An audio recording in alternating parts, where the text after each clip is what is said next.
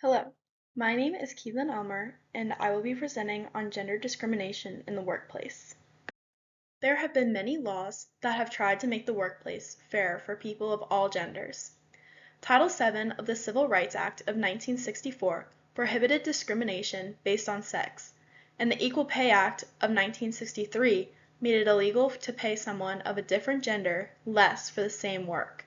Despite these efforts, people of all genders face discrimination in their workplaces every day. On the average, women still make less than men in the United States and get their complaints of discrimination dismissed by the companies often.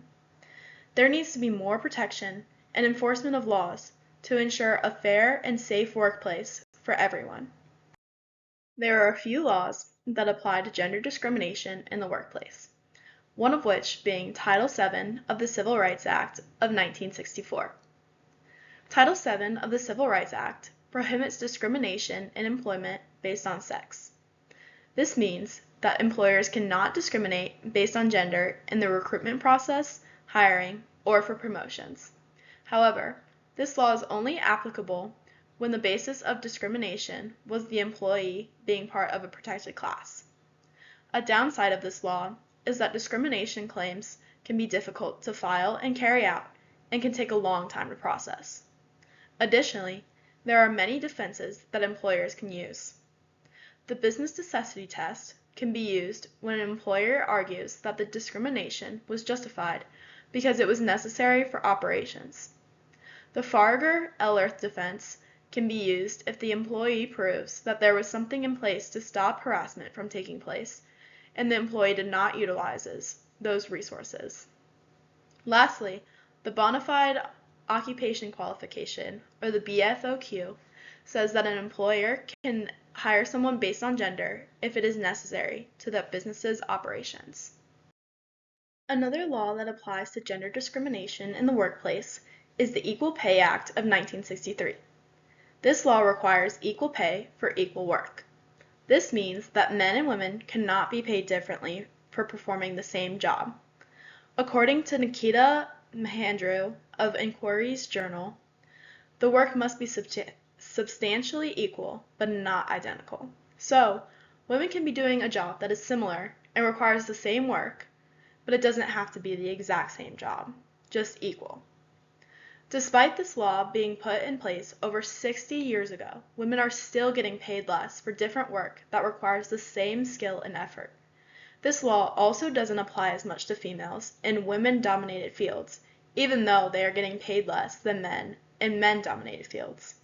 The jobs are substantially different in nature, but similar in effort and work, and women still get paid less. According to the Pew Research Center, women earned 85 cents on the dollar of what men made last year in 2024. This means that despite the laws that were put in place 60 years ago, the gender pay gap still remains an issue. As seen here in the chart from the U.S. Bureau of Labor Statistics, showing how much men and women made in different industries in 2023, the gender pay gap is obviously prevalent in every industry, making it a widespread issue. A recent example of gender discrimination in the workplace is the Goldman Sachs case. According to Jacob Bogage of the Washington Post, a lawsuit was filed against the popular investment bank, Goldman Sachs, claiming that the company paid women less than their male counterparts, and the employers gave female employees worse performance reviews. This was a long battle that ended in 2023 with Goldman Sachs agreeing to a $215 million settlement. Additionally, the company has to hire experts for at least 3 years to watch over promotions, performance evaluations, and any gender pay gaps. There are two main arguments for this issue: that the current laws are sufficient, and that the laws need to be updated, and there needs to be better enforcement of laws fighting gender discrimination. The side that says current laws are sufficient argue that there is a solid foundation that outlaws gender discrimination in the workplace. They say that workplaces have come a long way and there has been a lot of progress for employed women. For example, there are now more women in male-dominated fields, as well as more women taking on leadership positions, which is proof that the current laws are working. They also argue that the Equal Employment Opportunity Commission is efficient in being in charge of enforcing these laws and making sure that everyone is being treated fairly. On the other side, some argue that there are still some issues that need to be addressed, such as intersectionality and unconscious bias. There are many people that belong to more than one protected class that have less protections. Additionally, there is a lot of unconscious bias that is hard to prevent because people are not aware of it. The current laws also ignore systematic bias, such as women-dominated fields being paid less than men-dominated fields that require the same amount of effort and skill. Just because they are performing different work does not make it any less valuable. Lastly, people on this side argue that the current enforcement of laws is not enough. It takes a long time for a claim to be resolved, and even then, there is a low chance that action will be taken against these discriminatory practices.